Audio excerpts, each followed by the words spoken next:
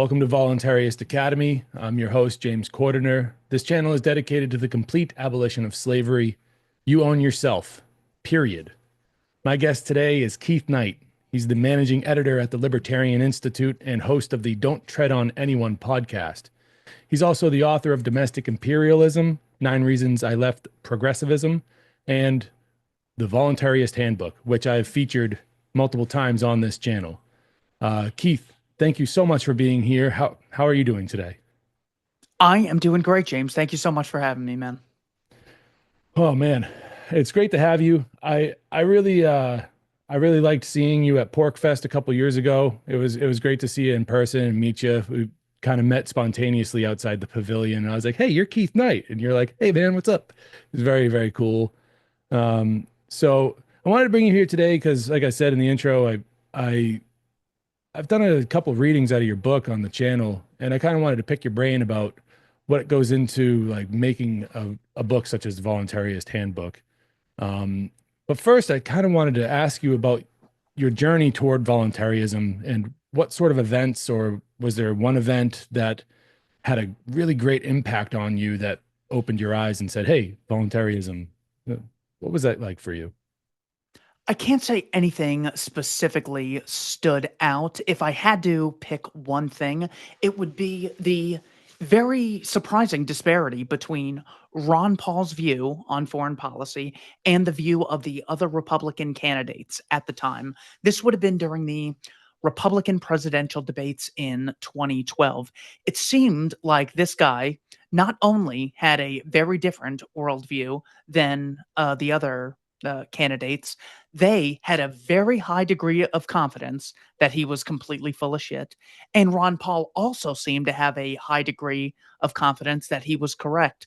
So this sort of range really surprised me. I thought that, look, these politicians are more or less experts in a field. They have access to certain knowledge. So the reason that so many people agree the war on terror is justified is because they're experts in the field and they've looked at it and they've come to the uh the, their resulting idea is that we have to fight wars in Afghanistan, Somalia, Libya, Syria, Yemen, and Iraq, and potentially Iran. So it just seems kind of weird that there was this big range in belief systems.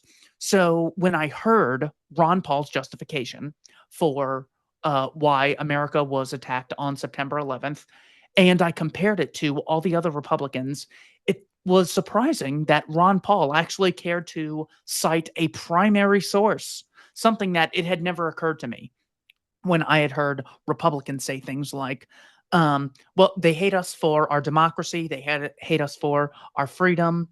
This, by the way, is more or less exactly what President Bush said on September 20th of 2001. He said, Americans are asking why they hate us. They hate our freedom to exchange ideas. They hate our democracy. Their leaders are self-appointed, something to this extent. But basically, they hate us for our freedom and democracy. It never occurred to me to say, stop. How does he know that? What is his citation? It's like the president is saying that the Yale graduate president is saying this in front of Congress to the American people. He's not going to lie. He's not just going to make something up. So even though he didn't give a source, which by the way is expected of like every 6th grader in America to cite your source when making such a bold claim, it just had to be that he was telling some sort of truth. So when I first saw that Ron Paul was using primary sources as opposed to all of the other Republicans using completely fabricated tertiary sources, it really opened my eyes. And I said, okay, so let's see who's correct in this. 1, they hate us for our freedom and democracy. 2, they hate us because of support for Israel. They hate us for occupying the land of Mecca and Medina with military bases, the land of Saudi Arabia, and they hate us for Iraqi sanctions during the 90s. Now, immediately, you might think, well, certainly if any other country did that to us, we would certainly respond in a very hostile manner. Now, the research of Scott Horton in his book Fool's Errand, he makes an important point. He goes, in order to say they hate us for our freedom and democracy, you first have to dismiss the blockade around Iraq during the 90s, the conspiring with King Fahd of Saudi Arabia to set up military bases. This would literally be like if Vladimir Putin and Donald Trump made an agreement that Russia gets military bases in America because Putin gave Trump money. People would not think, oh, well, this is what the American people want. They'd say, this is what one politician was bought off for doing. So that more or less is how the Muslim world viewed occupying the land of the two holy sanctuaries. Is the US bought off King Fahd so they could use Saudi Arabia as a launching pad to bomb Iraq throughout the 90s. So seeing that there was so much evidence for the Ron Paul worldview, which was in a distinct minority, that was so mind-blowing to me. It's not that, well, they were wrong about one thing. They were so massively wrong on something so vitally important, and it was easy to see through with the slightest amount of research. Probably the best source on this, well, Fool's Errand: Time to End the War in Afghanistan by Scott Horton is a very good book. But you want to go to the primary sources directly, and the best one on that is probably a book titled um, Jihad: Bin Laden Interviews, Speeches, and Declarations by a guy named Brad K. Brenner, I believe his name is. But these are just the primary sources, starting with Bin Laden's letter to King Fahd in 1995, all the way up until, I think, an interview with Pakistani reporters in 2010. So the fact that I was so easily swindled by something that was so verifiably incorrect brought me to such a place of humility that when someone says, the earth is flat, I'm like, I doubt that. But what's your evidence? You have my attention for 2 minutes. What do you have to say? So when I came across communism, National Socialism, as opposed to saying those are evil or that doesn't work, the most simple minded approaches, I said, okay, what's your evidence? Is it a moral justification? Is it empirical?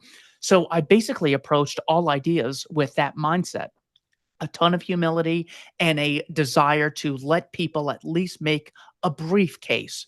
You don't want to let them assign you like 100 books to read and 1,000 videos to watch. So when I came across the concept that basically there should be no double standard for the state, for the same reason you and I can only engage in mutually beneficial voluntary transactions. If you get a job at a company, that doesn't change. That's just a method of organizing. If you become a very smart person with the highest IQ in the world, that means there could be a big disparity. There could be potential for you to exploit me, but still, we should be engaged in exchanges on a voluntary basis. And eventually, I just kept applying the same principle again and again to the Catholic Church, the Red Cross, to Walmart, to Amazon, to Blockbuster. And then I just stopped having the double standard that I had for the government.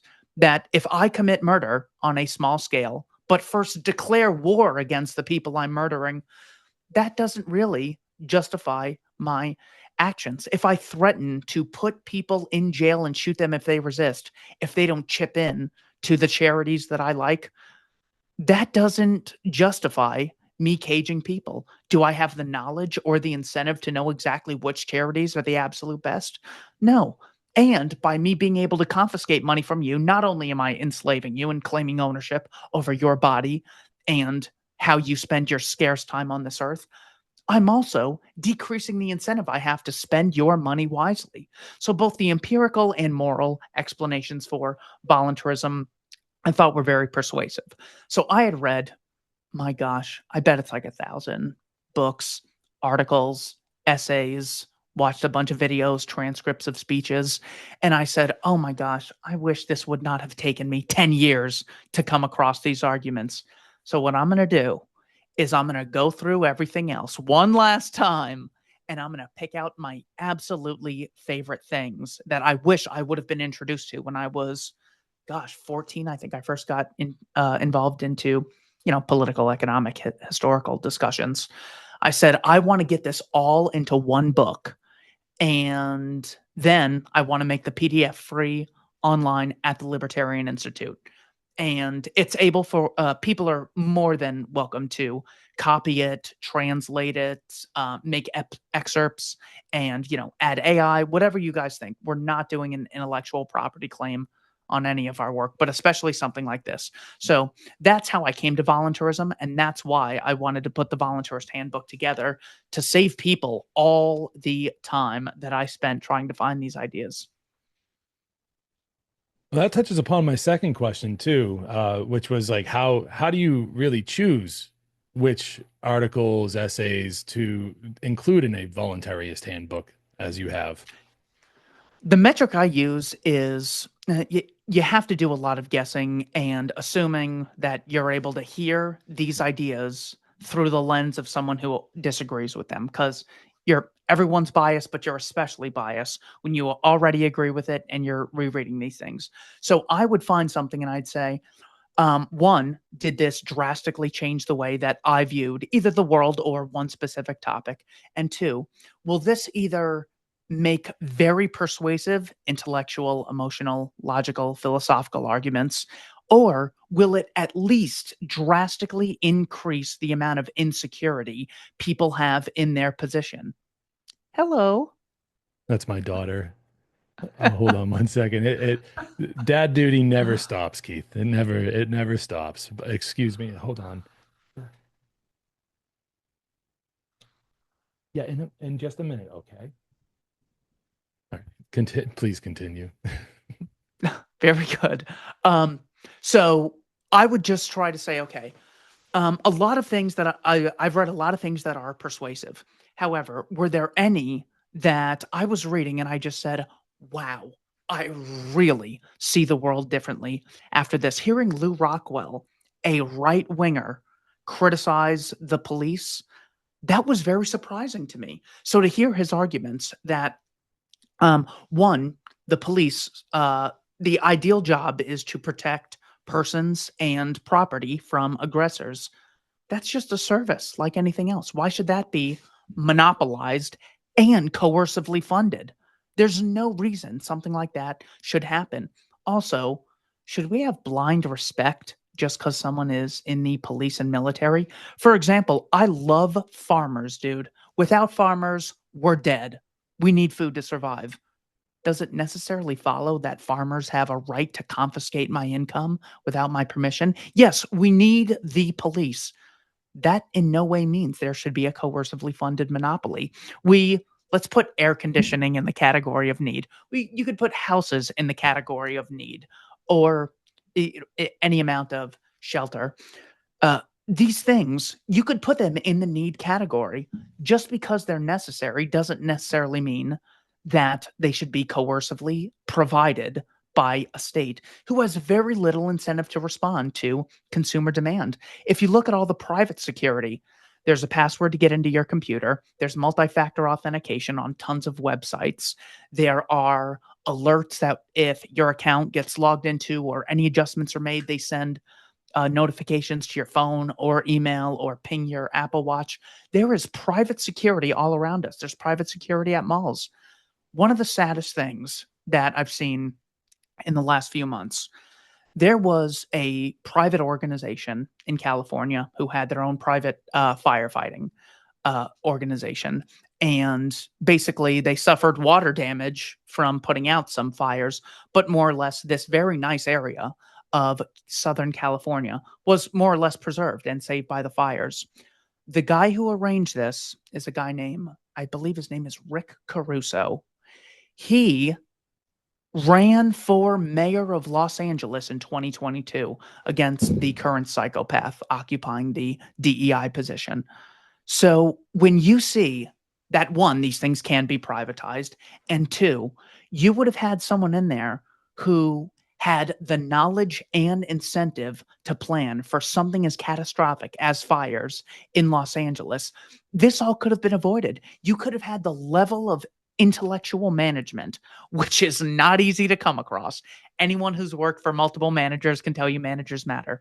You would have had the manager of Los Angeles be someone much more competent in something that was devastating to the beautiful parts of Los Angeles. They could have had that, but they're just too arrogant. They just didn't care enough, because there's no incentive really for voters to get super informed and have humility and vote for the right person. It takes too much time. So this is a real world case of how the hell did I get on Rick Caruso? Maybe he was just on just on my mind, but I have to be able to weave this in. We were talking about the The how do I pick and choose things? and Okay, then the state having a monopoly on this and coercively providing services that could otherwise be provided by the free market, and led to fire prevention services in Southern California. exactly. So one is that this is a small scale concept of yes, you could have private security, you could have a private fire station. It's just amazing that the guy who was in charge of arranging these private firefighters who had planned for this could have been the mayor of Los Angeles. He actually ran in 2022. So once you sort of get this philosophical background, you're constantly scanning the world to see, is there private security? For example, I know a company that got completely hacked and all their stuff was encrypted, and they came to this tech company that I worked with in Arizona, and they fortunately ended up getting all their stuff back because their stuff was backed up and they were able to decrypt some of it and protect the files and everything. Now, this was this company's entire assets of the company were in the metaverse, more or less. And when their most important asset was stolen, gone at the highest threat level possible, it didn't even occur to them to call 911 and say, "Police, please help me." The police could have technically gone to India and found this guy. They would not have. What people really know is that the private sector delivers far more effectively at a much better quality at a much lower price. So they went to a private IT company who did a far better job at protecting their property than the government, which claims the right to confiscate 30% of their property every single year. So, yes, with these arguments, I try to find ones that I thought gave the biggest gap between what you thought before you read the essay and what you were open to considering at the end of the essay. I don't want to have an impossible standard of this one essay will change your mind. It's about decreasing people's hostility toward the ideas. Did it do a good job of that? And increasing their insecurity in their own beliefs. What always strikes me, and to add to, your point about the private sector, what always surprises me and actually kind of disturbs me is how long throughout the course of history, how long these problems have had solutions to them, like open out there to the public. Major people, like you're talking about the private sector providing public defense, or or something along those lines. Gustav de Molinari, 175 years ago, coming up with solutions for this, so the free market to provide. It just always just makes my head spin, uh, that these solutions have been around for so long that if maybe people back then were listening, guys like you and I wouldn't have these issues today. We might have different issues, but not the ones that we're talking about, you know? Oh, exactly. You're always going to have issues anytime. Well, humans are fallible. So even if you're alone on an island with no one, you're going to have issues. Whether there's a second person or 10 million people, the human race is still fallible. So the question is, under any system, you have fallible people and downright evil people. What sort of system should we embrace that decreases the likelihood of evil, ignorant people having such a big sway in society? One obviously is one that gives people the opportunity to have a profit incentive and spread their genius by in engaging in the division of labor, doing something they're good at, then being able to trade with other people. Imagine if we all had to make our own computers. That would suck. Thankfully, there's a Steve Jobs out there. There was a Steve Wozniak who was able to really spend tons of time on this and then make it so everyone else could buy a very high quality product at a reasonable price. So you constantly have people engaged in high quality, in what you could categorize as genius activity.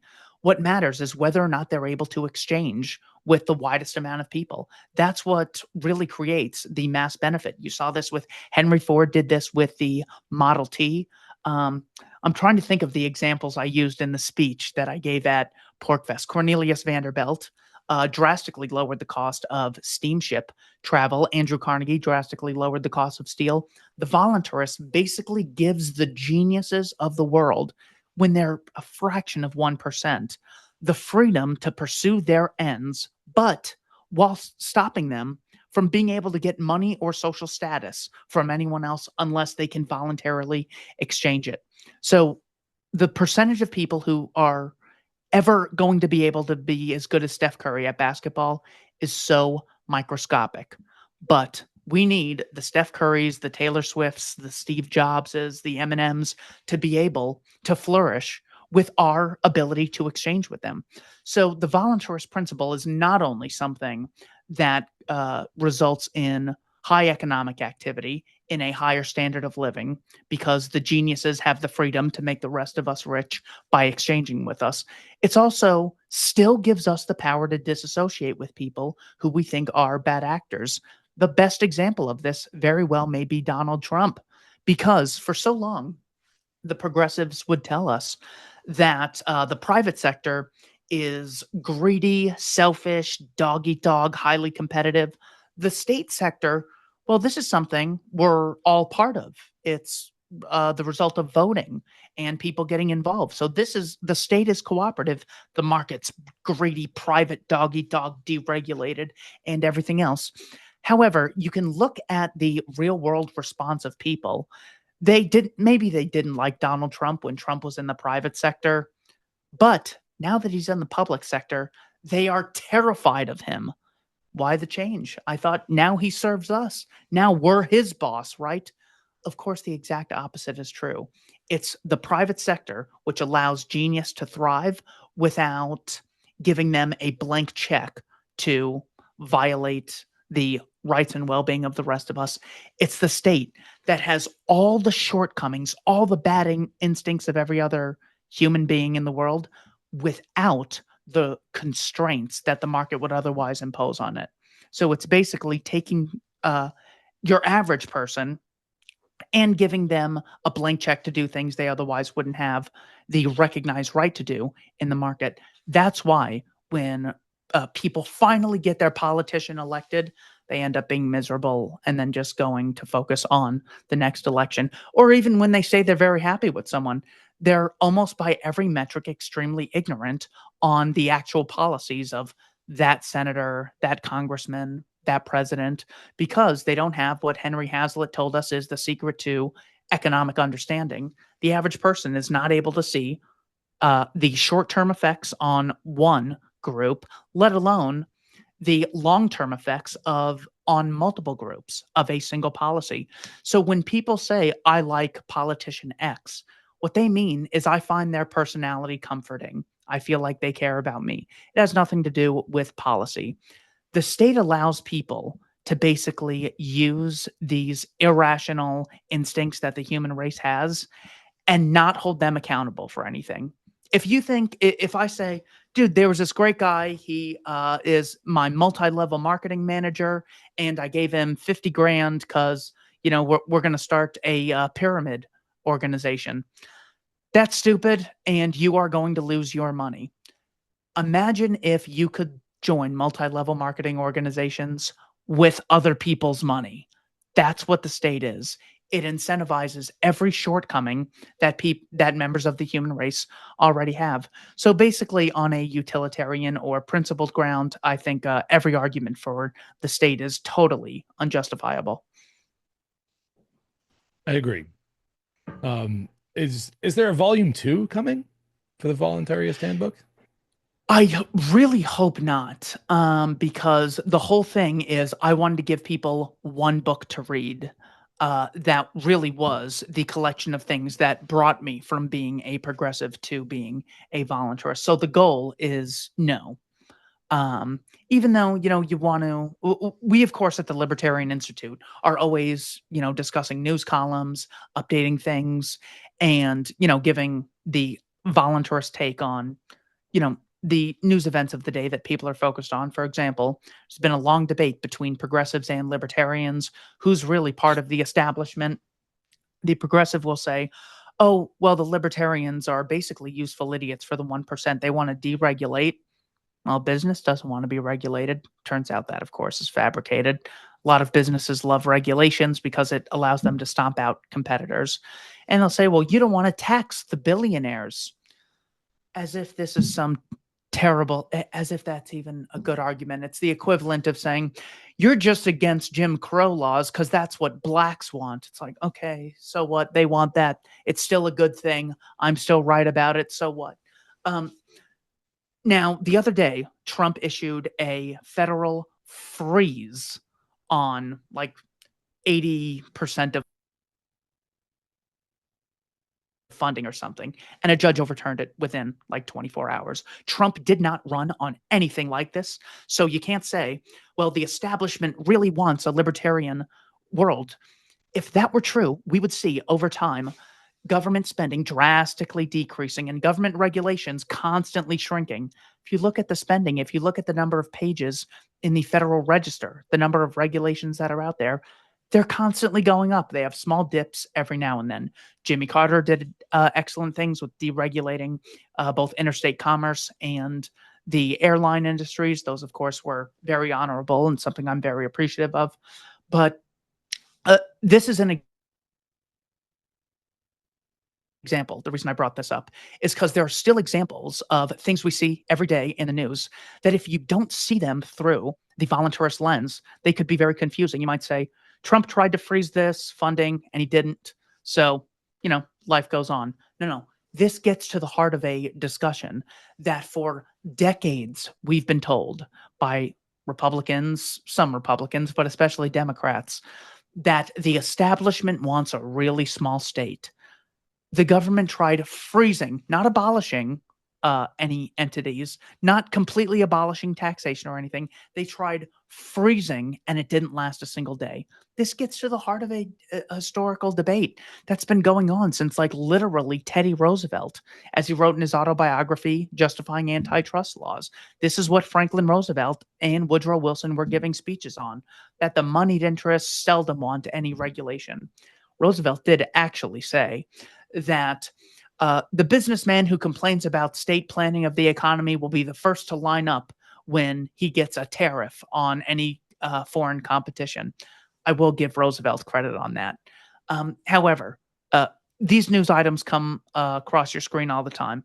At the Libertarian Institute, we have read so many materials that we're really able to save people time and money and allow them to see things through the lens of a much more productive avenue.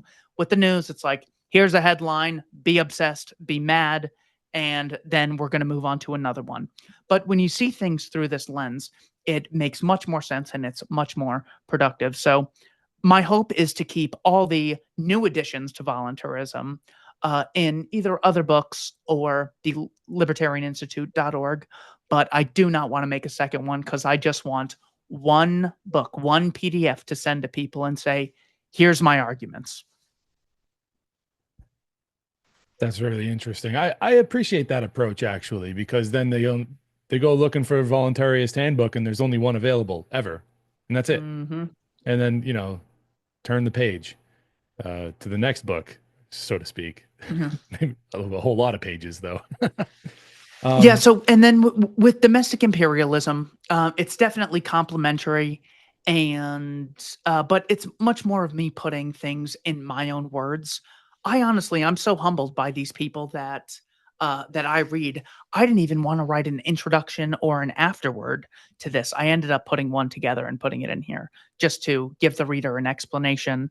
And somewhat of an update as to why they should actually care about these ideas before reading about them.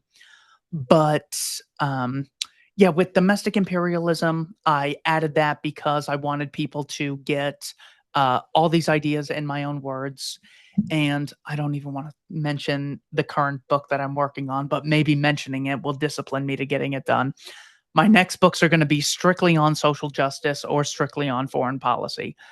I'm learning so much that I don't want to wait to release the info until the book actually is, you know, edited and produced and available for purchase. So if anyone follows me on YouTube, Odyssey, BitChute, Rumble, Spotify, Apple Podcasts, they can basically get free access to all the materials that are going to be in both my previous books and my next couple books. Oh, that's great. I'm looking forward to that for sure. Um, Awesome. who like who's one of the like voluntarist philosophers that you would point to as a good starting point for people to jump into? I mean, of course they can purchase your book, which I encourage them to do so, but say they wanted somebody, I would point them to Lysander Spooner myself. How about you? Yeah, this is a good one. What I intentionally did in the book is use people from the right, from the left, people who use empirical arguments, people who use principled philosophical arguments. So I tried to cover all bases in something like this. So I would give someone on the right a different recommendation than someone on the left. But if I had to pick one, it might be Larkin Rose, just because reading his work is so humbling in the sense of that even if you say this guy Larkin is completely full of shit, he doesn't know anything, it's at least something you read and say, how has this never been discussed? I mean, there's a blatant so government works for me. I'm their boss. Can I cage them if they do something if they don't follow one of my rules? I'm the boss, but I can't do that. Maybe none of us can do it to each other. Oh, wait, no, they could do it to me. Who's the real boss here? So when you at least come across ideas that whether or not they, convince you immediately, at least it's like so mind blowing to say, how is it that I've watched CNN and Fox and MSNBC for so long and they've never addressed anything like this? There's a section of Larkin's book, which I have to have put it in here, where he had said, people will literally give you freedom of religion, even if they allegedly believe that it may result in you burning in hell for all of eternity. They're still going to give you that freedom. But when you try to get school choice from a progressive, watch out. They are not going to give it to you. They're like, no, I'm sorry. We know better. This is how funding should be allocated. This is who should be in charge of schools. That would just be catastrophic if we let people choose the education we're already coercing them into paying for.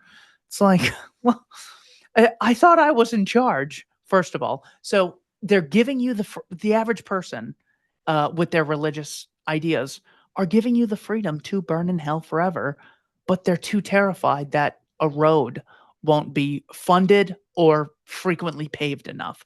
They don't believe your mm, your standard for education is as good as their standard. Because it's not like any of us are.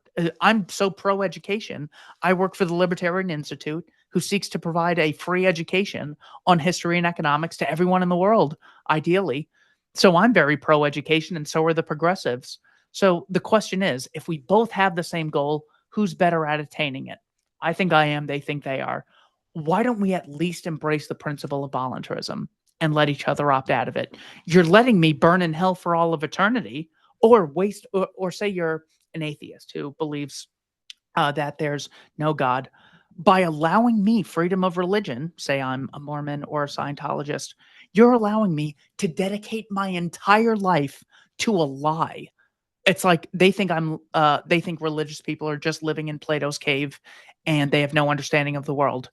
That's a big freedom to allow people. So if we're willing to let people decide where they spend eternity, how they spend their entire scarce time on earth, you gotta let them opt out of funding the ethnic cleansing operation in Gaza. You at least have to let them opt out of funding the nuclear proxy war that's taking place in Ukraine. Let them opt out of funding a Department of Agriculture which tells children they should be having 6 to 11 servings of grains every single day since 1992.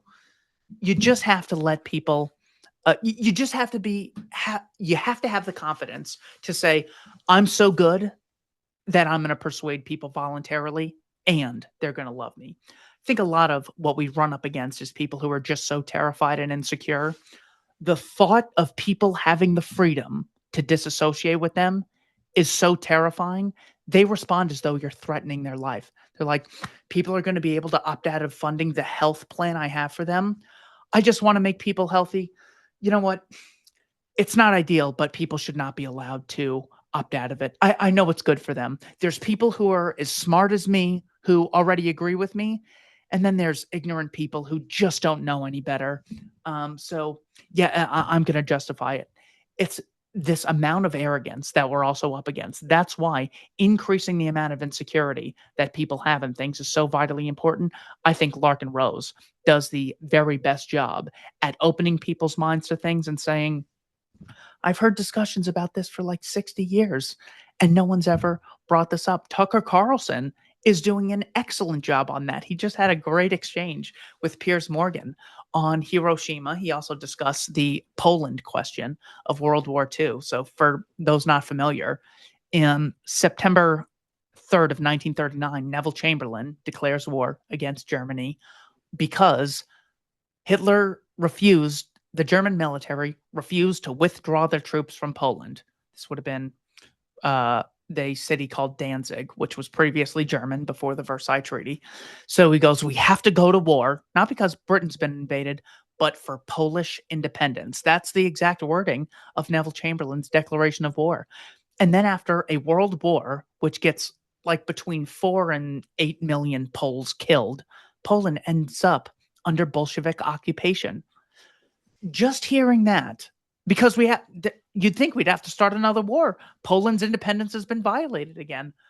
Tucker Carlson brought this up, and Piers Morgan literally didn't know what to say. He just continued to switch to switch the topics. Piers Morgan also said, NATO is a defensive organization, purely defensive. And Tucker Carlson laughs and says, when did Yugoslavia attack NATO? Because NATO obviously bombed Belgrade for like 75 days in 1999. And Piers Morgan literally had like, it felt like the longest pause ever. So, what I'm looking for are people who are at least willing to question obvious things that need an explanation. I mean, surely the progressives have given us decades and decades and spent trillions of dollars on an education. Surely these people in the Ivy League could, get an answer to us as to, I'm the boss of the politicians. They can cage me for not obeying their orders, and I never have the right to give it to them. Surely someone's going to be able to square that circle for us. Uh, I think Larkin Rose has to be the best at getting people to question the very nature of politics in general. And with Larkin being so recent, it really does like speak to the people of today that are going through these things, and the way that he writes his material is just an updated, very updated version of what many important figures have been saying for a very long time, and doesn't take anything away from Larkin. In fact, it bolsters his position even more. Is that look at how long these discussions have been going on, and here's another guy just in the modern times, you know, saying, "Hey, look at this over here," asking very simple questions that on the other side of, reading it, you're like, "Wow, that is actually a why didn't I think of asking that question? Why? Yeah, this guy's got a point. Hmm." I have And said that, that so many times. yeah, Why did I not think of that? How have years passed yeah. without me ever having thought of that? Gosh, I want to find that Larkin Rose quote just because it's so good.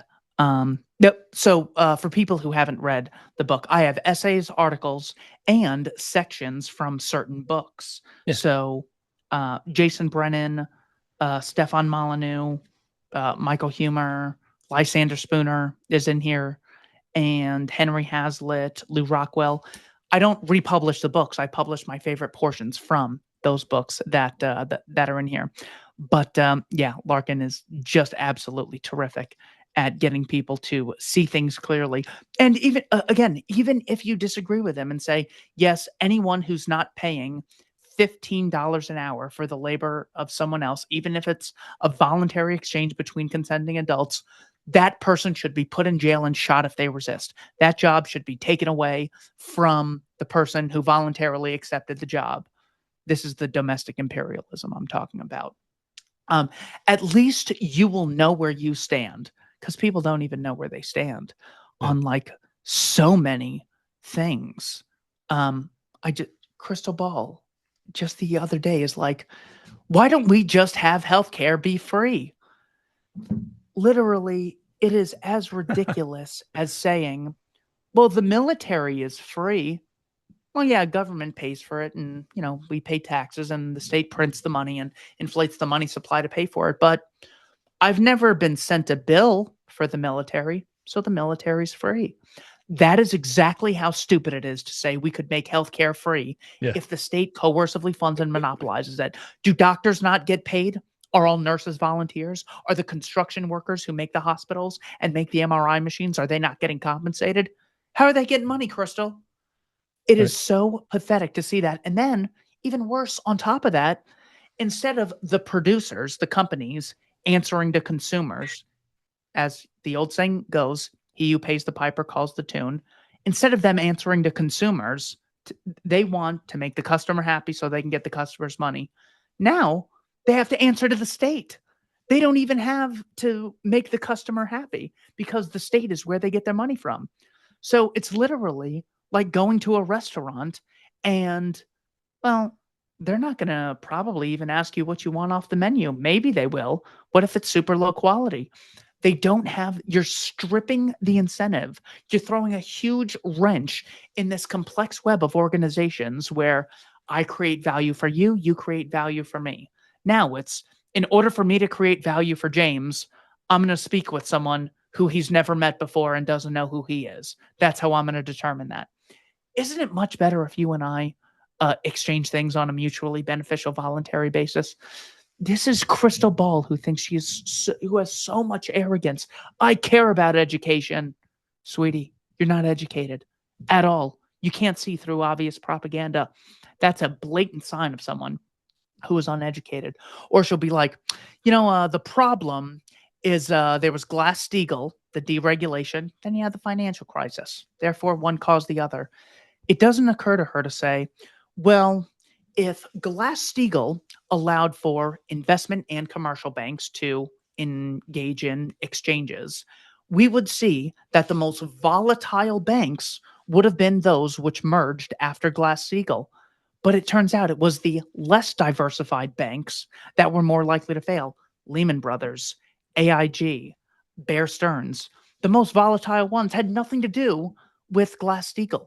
So they make these claims and they don't even know how to go about verifying them in the first place. Or they'll say, well, black incomes went up after the Civil Rights Act, therefore the Civil Rights Act helped blacks. As if that's how you measure the effect of a law. They completely ignore the 20s, 30s, 40s, and 50s when black incomes had been increasing at a faster rate than after the civil rights movement. So these people are so ignorant. These are the most informed of them, by the way. I'm not picking out. One time I saw a woman on Twitter say they're most informed people don't have basic knowledge. So that's just another mechanism that I try to use in the book, is to tell people, look, this is a fool's errand. In order for you to get politically informed, it would take thousands of hours. And after all that, you get a 1 in 10 million vote. Really? You're going to work that hard? Everyone's going to have to do this, by the way, according to your democratic socialist worldview. That's never going to happen. But the free market allows people to compete for the money and time that they want from us. And that's how we actually get our values reflected in the world. Not by one democratic vote once every 4 years between lying psychopaths, but in the market where we can freely associate and disassociate with good actors and bad actors in everything, whether it's providing security, whether it's providing light bulbs or providing microphones or providing roads. The same principle applies. Yeah, absolutely. The free market is it also provides accountability to the people providing such services that we all agree that are good things to have, but if we're going around stealing from each other to provide those services, and you're not able to opt out of those, the denial of being able to opt out of those services provided is an admission to the condition of slavery that this ruling class has put us in. So Yeah, it's they literally believe they own your body. They have a yep, better claim to your body, time, and property than you do. yeah. As we move to wrap it up, Keith, wanted to ask you, what does it mean to you to be an abolitionist in the 21st century? I would say that the abolitionist of the 21st century sees the world through the lens, not of black and white, not of different nations, not of different genders, and whether there's not extra genders. They basically see the world through the lens of there are concepts, ideas, and people who advocate self ownership and social cooperation. More importantly, the concept of self ownership is not just you being alone doing your thing. As if you're just sitting here reading the Voluntarist Handbook, you had to cooperate with Amazon. Amazon had to cooperate with the car companies to deliver the book. They had to cooperate with me. I had to cooperate with the Mac computer that I used and the workers in China. Self ownership is not about isolation, it's about everyone doing things on a cooperative basis. So the abolitionist sees things through the lens of cooperation or coercion. That's a much better because originally I would say self ownership or slavery, but I like the term cooperation because literally nothing we do is alone. If you're in a dark room alone, you're only alive because other people made food that you exchanged with them. You're only born because your parents cooperated and they were able to raise you. We're always engaged in a resulting circumstance as a cause or result of other people's actions. And that's not something we should ever deny, even if we embrace individualism. We should see things through the lens of cooperation or coercion. So that is the role of the abolitionist to do everything they can to promote the ideas and engage in the practices of cooperation and sternly reject the concept or practice of initiating coercion against non aggressors. And finally, Keith, are you hopeful for the future? Very hopeful. I could just imagine telling my great grandparents who were trying to escape the Austro Hungarian Empire, hearing that war was about to break out from a small incident in the Balkans. If they had had access to the internet that we have, if they had had the ability to make phone calls on a cell phone, if they had the ability to publish PDFs and sell them across the world, they wouldn't have said, therefore, it solves everything, but they said, there's much more of a fighting chance now because we're much more empowered. So, because of that, I'm reminded of the old meme that says, if the situation were hopeless, their propaganda would be unnecessary. There's a reason they're always trying to sell us on the most blatant, pathetic propaganda because the population still needs convincing. The playing field is more level now than it ever has been before. And that's why I'm optimistic. Thank you very much, Keith, for being here today with me. It's been really fun catching up with you and having you on. Hope to see you at Pork Fest pretty soon, coming up, maybe. So just give a shout out to all of your information and where people can find you, and we'll have to do this again some other time, man. People can check out libertarianinstitute.org, check out our search engine, type in anything you're interested in, and get the libertarian position on that. Check out my boss's new book, Provoked. This is a summary of US, Russian, and Ukrainian relations from, gosh, when does he start? James Baker and Gorbachev, February of 1990, all the way to the second election of President Trump. So this is a very in-depth analysis using primary sources. Uh, there it is, nice and thick. The amazing thing, it's so thick. When I first got it, I just scrolled through and then stopped whenever I found a section that I thought was very intriguing, and I ended up reading the whole book because I had said, I'm never going to get through this whole thing. It is so good that I just could not put it down. I'm like, oh my gosh, yes, I'm reminded of this. And it took me years to figure, out what the uh, Cheney's strategy for defense in the 1990s, 1990 strategy for defense, or the Defense Planning Guidance Memorandum of 1992. He summarizes all that vitally important information.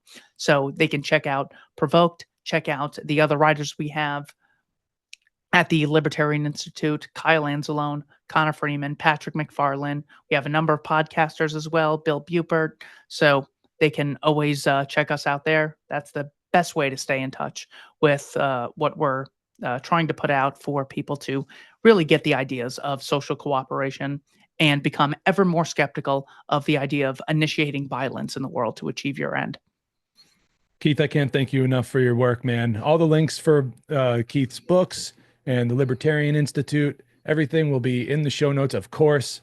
And we'll hear back from Keith in sometime in the future. My name's James Cordiner. You've been watching Voluntaryist Academy. As we leave, on your way out, just remember, you own yourself, period. Thank you very much.